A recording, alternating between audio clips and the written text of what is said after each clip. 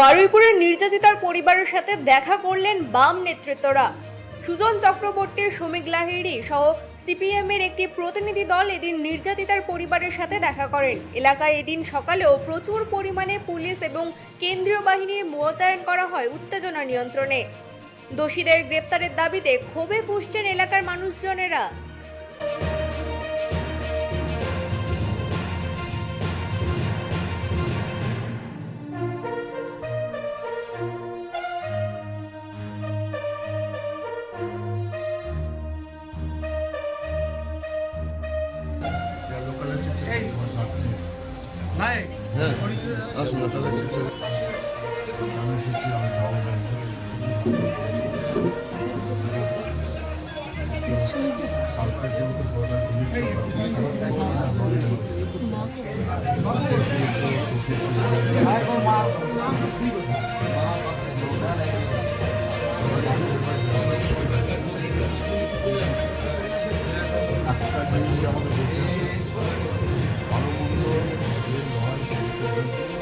সবাই পাড়ার ছেলেরা সবাই থাকে নাকি পাড়ার ছেলেরা সবাই থাকে শশীদায় থাকবে আমরা যাও মনে হয়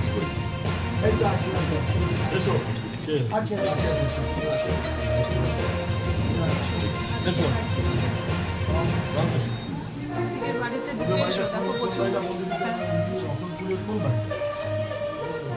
মানে এই যে আমাদের মারাগামে লিখিলাম আজিজুল